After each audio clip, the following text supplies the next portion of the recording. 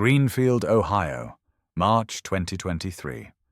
What would you do if your 5-year-old son woke up screaming that he was murdered in a woman's body 38 years ago? Jennifer Carter never imagined she would face that question.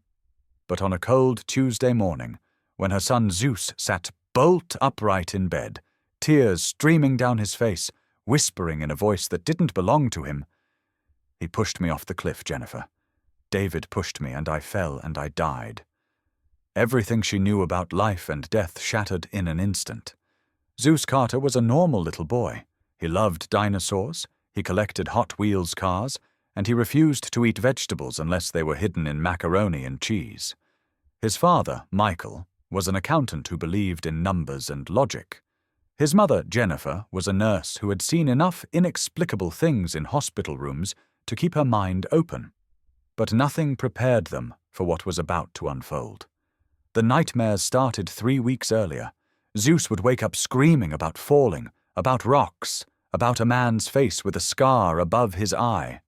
Jennifer would hold him, rock him back to sleep, tell him it was just a bad dream. But the dreams became more vivid, more specific, more impossible. He began drawing pictures: a cliff overlooking a valley, a red car with a specific license plate, a man's face, detailed and precise, with a crescent-shaped scar cutting through his left eyebrow. And then Zeus said the words that changed everything. "My name used to be Sarah Mitchell. I was 23 years old, and David Garrett killed me for the insurance money in 1987. Jennifer's hands trembled as she looked at her 5-year-old son. How could he know these things? How could he speak with such adult certainty? Michael dismissed it as an overactive imagination, something Zeus saw on television. But Jennifer couldn't ignore the truth staring back at her from her son's eyes. This was just the beginning. Before we continue, please consider subscribing to the channel and letting us know where you're watching from. We read every single comment and truly appreciate you taking the time to listen to the story. 2 weeks later, the Carters decided a family trip might help. Eagle Point State Park was 3 hours north, a place they had never visited before. Michael thought the fresh air and hiking would clear Zeus's mind, distract him from the nightmares. Jennifer packed sandwiches and hoped her husband was right. The morning was perfect. Clear skies, gentle breeze, the kind of day that promised normalcy. They followed the main trail, Zeus running ahead, laughing, acting like the 5-year-old boy he was supposed to be. For a moment, Jennifer allowed herself to believe the worst was over. Then they reached the overlook. Zeus stopped so abruptly that Jennifer nearly collided with him. The little boy stood frozen, his entire body rigid, staring at the cliff edge 20 feet ahead. His breathing became shallow, rapid, panicked. "Zeus, honey, what's wrong?" Jennifer knelt beside him. The boy didn't respond. His eyes were locked on the precipice, wide with terror and recognition. Then he began walking toward the edge. Not the uncertain steps of a child, but the deliberate stride of someone who knew exactly where they were going. Michael grabbed his arm. "Buddy, that's too close to the edge." Zeus turned to look at his father, and the face staring back was not that of a 5-year-old child. The expression was ancient, haunted, filled with a grief no child should carry.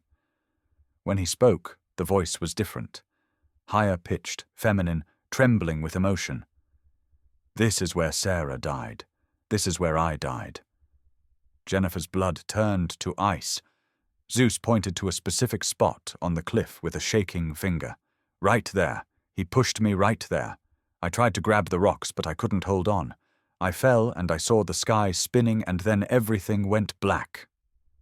The boy collapsed to his knees, sobbing uncontrollably. "David killed me, the man with the scar. He said he loved me, but he wanted the money. The insurance money. $250,000. Michael carried Zeus back to the car, convinced their son had suffered some kind of episode, maybe a seizure. But Jennifer couldn't stop thinking about the specificity of what Zeus had said. $250,000. That wasn't a number a 5-year-old would invent. That night, Zeus couldn't sleep. He sat at the kitchen table with crayons and paper, drawing compulsively. Jennifer watched as her son's small hands sketched with impossible precision. A 2-story apartment building with a red door, a burgundy car parked in front. He wrote numbers beneath the car. License plate, he whispered. Sarah's license plate, KJH 4829, Ohio plates, 1985 Honda Civic. Jennifer felt her throat tighten. Zeus, how do you know this? The boy looked up at her with those ancient eyes. 302 Maple Street, apartment 2B, Riverside, Ohio. That's where Sarah lived. That's where I lived. I had a cat named Whiskers. He was orange with white paws. I miss him. Over the following days, the details poured out of Zeus like water from a broken dam. He described Sarah's life with photographic clarity. Her favorite coffee shop on 3rd Street. Her job as a receptionist at Riverside Medical Center. Her best friend Monica, who worked at the library. And David Garrett. Zeus drew his face over and over, each sketch more detailed than the last. A man in his late 20s with dark hair, sharp features, and a distinctive crescent-shaped scar cutting through his left eyebrow. He got that scar in a bar fight when he was 19. Zeus said matter-of-factly. He was ashamed of it. But I told him it made him look dangerous. I thought it was romantic. I was so stupid. Jennifer's hands shook as she opened her laptop. She typed the words into the search engine. Sarah Mitchell missing 1987 Riverside, Ohio. The results loaded. Her heart stopped. The first link was a cold case database. Sarah Mitchell, age 23. Last seen June 14, 1987, near Eagle Point Trail. Never found. Suspected homicide. Jennifer clicked on the photograph. A young woman with blonde hair and blue eyes stared back at her, smiling, alive, unaware of her fate. Jennifer showed Michael the articles, the photographs, the impossible correlations. Her husband stared at the screen, his face pale, his jaw clenched. This is insane, Jen. He found this online.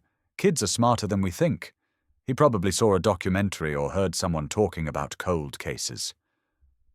Jennifer's voice rose. He's 5 years old, Michael. He can barely read. How would he find a 38-year-old cold case from a town we've never been to? Michael slammed his hand on the table. I don't know, but I know what this isn't. This isn't reincarnation. This isn't supernatural. There's a rational explanation. But rationality shattered 3 nights later. Jennifer woke to screaming. She ran to Zeus's room and found him standing on his bed, his arms flailing, his face twisted in terror. He was screaming at someone who wasn't there. Don't push me, David. I know about the policy. I know you took out the insurance. Don't do this, please. The boy clutched his chest as if someone had shoved him. He fell backward onto the mattress, his body convulsing, his eyes rolling back. I'm falling! I'm falling! The rocks! Oh God, the rocks! Jennifer grabbed him, held him tight, but Zeus was somewhere else, reliving something no child should experience. When he finally calmed, his voice was barely a whisper. It hurt so much, Mom. When I hit the bottom, my back broke. I couldn't breathe. I called for help, but no one came. I died alone in the dark. Michael made the call the next morning. Dr. Raymond Chen, a child psychologist with 20 years of experience, arrived at their home 2 days later. He was a skeptical man, trained in science, accustomed to finding logical explanations for childhood trauma and fantasy. He suspected false memory implantation, something Zeus absorbed from media or adult conversation and internalized as truth. Then he interviewed Zeus. The boy sat calmly, answering every question with disturbing precision. Dr. Chen asked about Sarah's childhood. Zeus described her 3rd-grade teacher, Mrs. Eleanor Bradshaw, who wore cat-eye glasses and smelled like lavender. He recited her grandmother's secret apple pie recipe, including the tablespoon of bourbon she added to the filling, a detail never written down, never shared outside the family. Dr. Chen's pen stopped moving. His hand trembled slightly. Dr. Chen didn't sleep that night. The next morning, he made a call he never imagined making. Detective Laura Morrison had retired 5 years earlier, but the Sarah Mitchell case still haunted her. It was the one that got away, the one she couldn't solve. When Dr. Chen explained why he was calling, there was a long silence on the other end of the line. "You're telling me a 5-year-old boy claims to be Sarah Mitchell reincarnated?" Her voice was thick with skepticism. "I'm telling you he knows things he shouldn't know, things no one could know." Detective Morrison arrived 2 days later, carrying a weathered cardboard box. 38 years of investigation reduced to fading photographs and yellowed reports. She was a woman in her 60s now, grey-haired, sharp-eyed, expecting to debunk a child's fantasy. Zeus sat across from her at the kitchen table, small and fragile, swinging his legs that didn't reach the floor. Morrison pulled out crime scene photographs, images never released to the public. The cliff edge, the surrounding forest, the hiking trail. Zeus looked at the first photograph, and his finger immediately went to a specific spot. "That's where I parked the car, right there by that big pine tree. David said we were going to watch the sunset. He said he wanted to talk about our future." Morrison's breath caught. The report noted tire tracks near that exact tree, but the detail was never publicized. Zeus pointed to another photo. "I was standing right here when he did it. I was looking at the valley. I didn't see him move behind me. I felt his hands on my back, and then I was falling." The detective's hands trembled as she pulled out a photograph from 1987. A police lineup. 6 men standing against a height chart. "Do you recognize anyone here?" Zeus's small finger landed immediately on the third man from the left. "David Garrett. That's him. That's the man who killed me. He was a car salesman at Riverside Auto Mall. He sold Fords, and he has a scar right there, above his left eyebrow, from a bar fight in 1981. Morrison's face went white. David Garrett had never been formally charged, never publicly named, but then Zeus said something that made the retired detective's eyes fill with tears. "I was wearing my grandmother's locket that day. Gold with her initials engraved on the back. E.M. Eleanor Mitchell. David never found it when he moved my body." Detective Morrison returned to Riverside for the first time in 15 years. She pulled the original case files from the county archives, spread them across her dining room table, and began cross-referencing every detail Zeus had provided. The apartment address matched. 342 Maple Street, apartment 2B. Sarah Mitchell's last known residence. The car matched. Burgundy 1985 Honda Civic, license plate KJH 4829, registered to Sarah Mitchell. The cat matched. Animal control records showed an orange tabby named Whiskers was surrendered to the shelter 2 weeks after Sarah disappeared. Unclaimed. And David Garrett. Morrison pulled his file with shaking hands. Car salesman at Riverside Auto Mall in 1987. Prime suspect, but never enough evidence to charge. He had an alibi, a co-worker who claimed they were together that evening. The alibi fell apart years later when the co-worker recanted, but by then the trail was cold. Morrison made the call to the Arizona State Police. David Garrett, now 58 years old, was living in Phoenix under the name David Gilmore. He had remarried. He owned a small used car lot. He had been living a normal life for 38 years while Sarah Mitchell rotted in an unmarked grave. And the insurance policy. Morrison found the paperwork buried in the file. David Garrett had taken out a life insurance policy on Sarah Mitchell 6 months before her disappearance. $250,000, the exact amount Zeus had named. It had been paid out in 1994 after Sarah was declared legally dead. Morrison sat at her table, surrounded by evidence. and wept. A 5-year-old child knew details that only 2 people in the world could know: Sarah Mitchell and her killer. She filed the petition to reopen the case the next morning. Within 48 hours, the story leaked. Local news picked it up first. Boy claims to remember past life murder. Then national outlets, CNN, Fox News, NBC. The story exploded across the internet. Skeptics were vicious. They accused the Carter family of exploiting their child for attention, of coaching Zeus, of fabricating evidence. Psychologists appeared on talk shows explaining false memory syndrome. But believers saw something else. They called Zeus a miracle, proof that the soul survives death, evidence that justice transcends the grave. The Carter family's phone rang day and night. Reporters camped outside their house. Jennifer stopped answering the door. Michael took a leave of absence from work. And Zeus, small and exhausted, whispered to his mother, "I just want Sarah to rest." 3 weeks later, Detective Morrison received approval from the Riverside Police Department.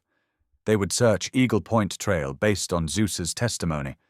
It was unprecedented, using the memories of a 5-year-old child claiming to be a murder victim reincarnated, but the details were too specific to ignore. The team assembled at dawn. Detective Morrison, now officially consulting on the reopened case. Dr. Raymond Chen, documenting every moment for his research. A forensic anthropologist, Dr. Patricia Reeves. 2 cadaver dogs, ground-penetrating radar equipment, and the Carter family. Michael still looked skeptical, his jaw tight, his eyes constantly on his son.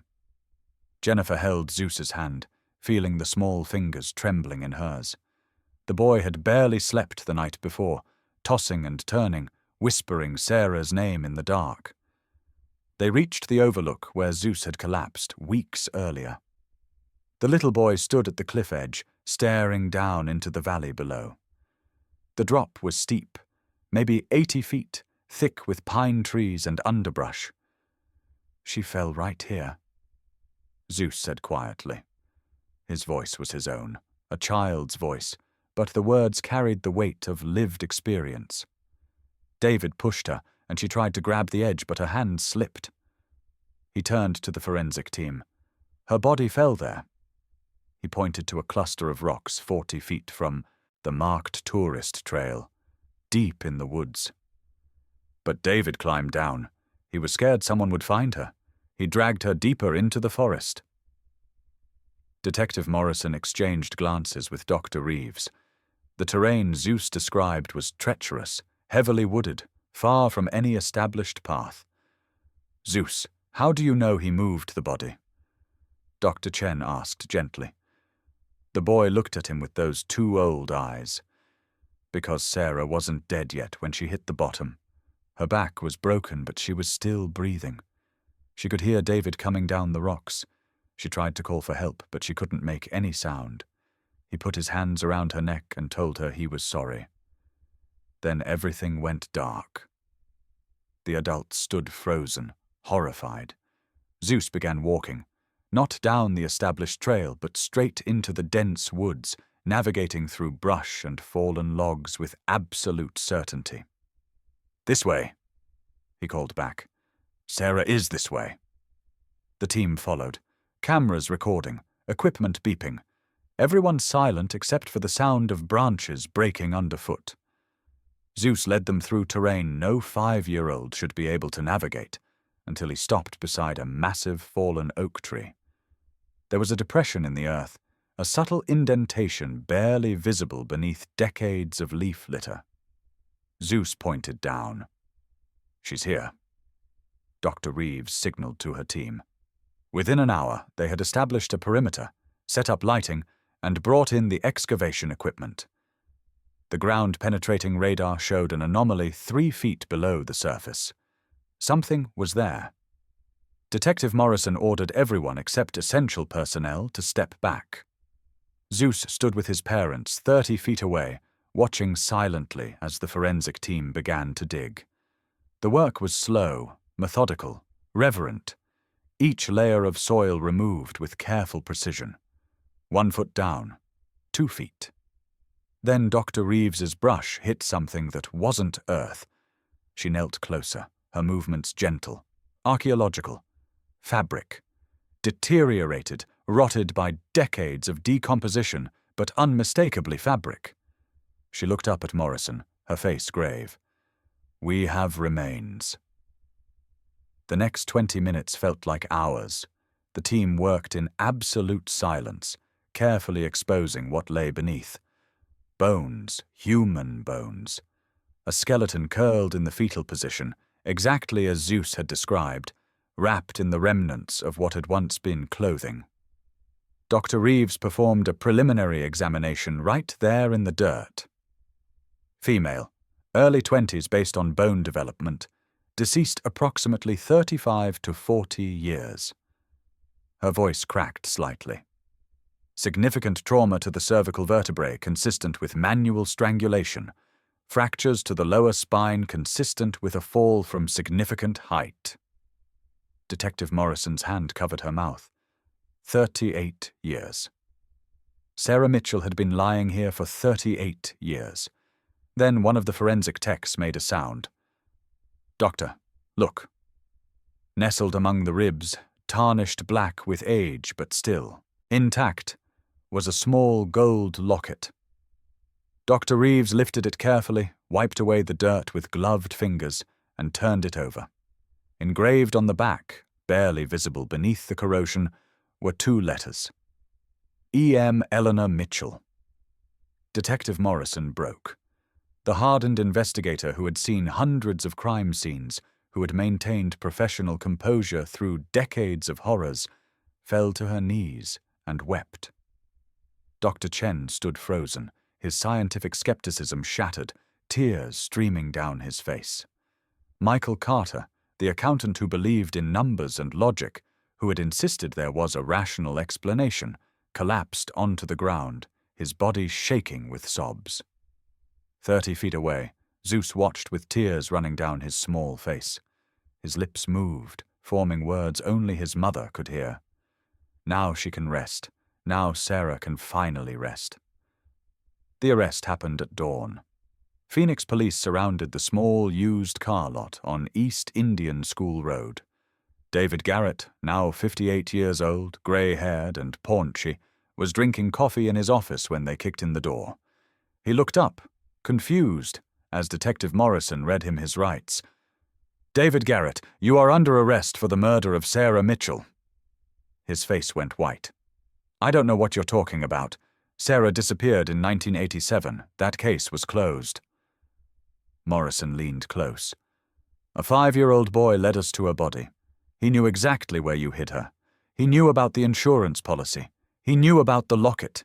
He knew things only you and Sarah could possibly know." David's hands trembled. "That's impossible. You're insane." But the evidence was overwhelming. Forensic analysis confirmed the remains were Sarah Mitchell. DNA matched to her elderly mother's sample. The locket was authenticated. The fracture patterns on the bones consistent with Zeus's description of the fall and strangulation. And Zeus's testimony. The child described private conversations between Sarah and David that were never recorded, never shared, known only to them. Arguments about money. David's gambling debts. The insurance policy he had convinced Sarah to sign 6 months before her death. The district attorney built a case unlike any in American legal history. Reincarnation testimony as evidence in a murder trial. Defense attorneys screamed about precedent, about the separation of church and state, about junk science. But prosecutors argued the facts. Zeus knew details no living person except the killer could know. 3 weeks into pre-trial hearings, David Garrett's lawyer requested a private meeting with his client and the prosecution. What happened in that room was later sealed by court order, but witnesses say David Garrett watched a video of Zeus describing the murder in excruciating detail. The boy recounted their final conversation. "You told me you loved me. You said we'd get married, buy a house, start a family. Then you said, 'I'm sorry, Sarah. I'm so sorry. And you pushed me. David's face crumbled. His breathing became ragged. And then he confessed. Yes, he had taken out the insurance policy. Yes, he had gambling debts exceeding $200,000. Yes, he had planned it. They argued at the cliff edge about the policy. She had discovered the truth. He panicked. He pushed her. He climbed down, found her still alive, and strangled her to finish what the fall had started. The courtroom gasped when the confession was read aloud. The legal world exploded with debate. Could reincarnation testimony be used in criminal cases?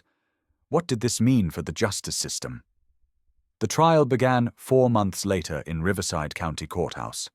Every major news network had cameras outside. CNN, BBC, Al Jazeera. The courtroom was packed with journalists, legal scholars, religious leaders, skeptics, and believers.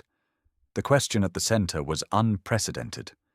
Could the testimony of a child claiming to remember a past life be used to convict a murderer?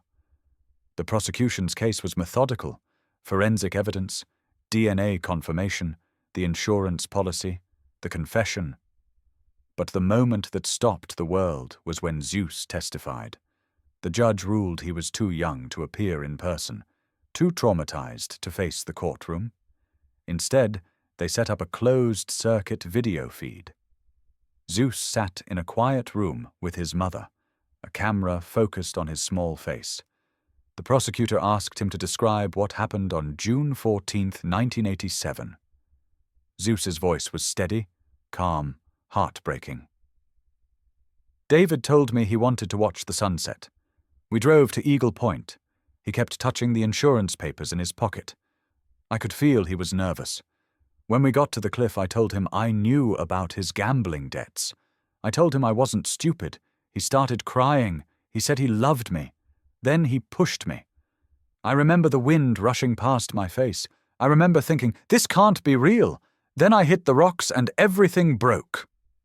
The defense brought in psychologists, memory experts, skeptics who insisted Zeus had been coached, that the family fabricated everything for attention.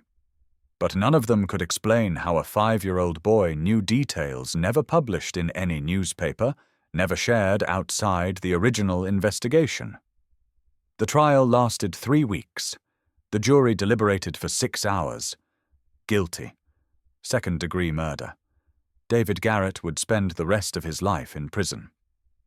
At sentencing, an elderly woman entered the courtroom. Eleanor Mitchell, Sarah's mother, now 76 years old. She had buried an empty casket in 1994. She had lived 38 years without knowing what happened to her daughter. She asked to meet Zeus. They met in a private room. Eleanor brought a photo album, pictures of Sarah as a child. Zeus looked through them slowly, pointing to each photo. That's when Sarah was 4. That's her first day of school. That's at Grandma's house in the summer. Then he looked up at Eleanor with tears in his eyes and whispered the words that shattered her. You used to call me Little Songbird because I hummed while I did the dishes. Eleanor collapsed into sobs. No one knew that nickname. No one. It had been their private secret. Something remarkable happened after David Garrett's conviction. Zeus began to change. The nightmares that had tormented him for months simply stopped.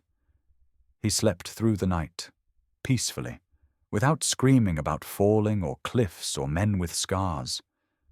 The adult voice that had spoken through him, that eerie feminine tone that belonged to Sarah Mitchell, faded away. Within days, it was gone completely. Dr. Chen documented everything. He visited the Carter home weekly, conducting gentle interviews, watching as the impossible knowledge drained from Zeus like water through sand. 2 months after the trial, Zeus could no longer remember Sarah's apartment address. 3 months later, he couldn't recall David Garrett's face. The memories were dissolving, returning to wherever they had come from. Jennifer asked him one afternoon while they were coloring together, "Do you remember Sarah?" Zeus looked up from his dinosaur drawing and smiled, a distant, dreamy expression crossing his small face. She was sad for a long time, but now she's happy. She told me thank you. When did she tell you that? Zeus shrugged. In my dreams, but they're nice dreams now.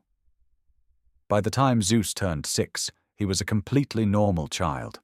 He played with Hot Wheels cars, he watched cartoons, he complained about homework. When reporters asked him about the trial, he looked confused, as if they were asking about someone else's life. Dr. Chen published his findings in the Journal of Consciousness Studies. The Zeus Carter Case, Reincarnation Testimony and Criminal Justice. The paper became the most cited work on past life memories in modern psychology. Skeptics attacked it viciously.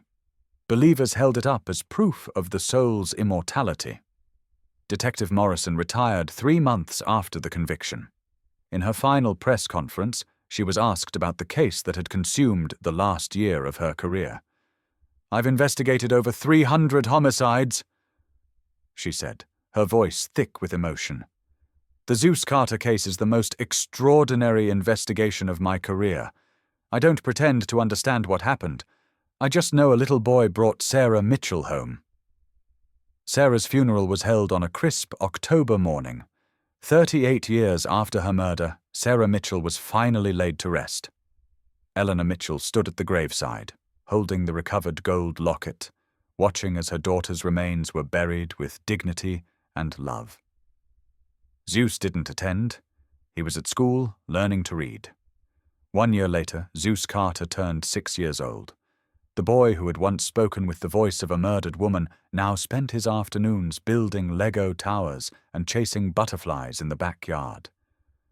The nightmares were gone. The impossible knowledge had faded like morning mist.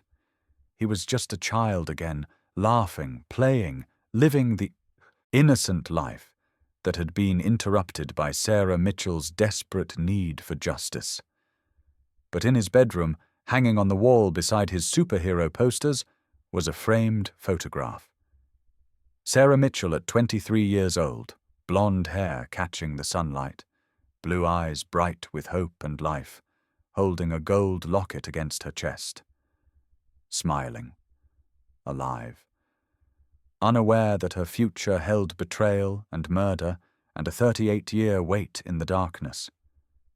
Jennifer and Michael kept the photograph there deliberately, not to burden their son, but to remind him when he was older that he had done something extraordinary, that his small voice had brought a killer to justice when decades of conventional investigation had failed, that souls carry debts across lifetimes, and sometimes the universe demands they be paid. Dr. Chen's research continued. Detective Morrison wrote a book. The legal community still debated the precedent, but for Eleanor Mitchell, the answers were simpler. In her final interview before she passed away peacefully at 78, she was asked if she believed Zeus was truly her daughter reincarnated. The old woman smiled, touching the gold locket she now wore around her own neck. "I always knew someone would speak for her. I prayed every night for 38 years that Sarah's voice would be heard. God answered in a way I never imagined. My daughter came back, just long enough to name her killer, just long enough to come home. That's not coincidence. That's love. Love that survives death. Love that transcends time." The camera panned to Zeus playing in his backyard, building a fort from cardboard boxes, his laughter carrying on the wind. Innocent, free, no longer haunted. But somewhere in the mystery between life and death, between one existence and the next, Sarah Mitchell finally rested. Justice had been served, the eternal soul had spoken, and death, for all its finality, was not the end. Press 1 if you believe souls can return to bring justice to their own murders. Comment "Justice Eternal" if this story proves death is not the end. Subscribe to discover more mysteries of reincarnation that science cannot explain.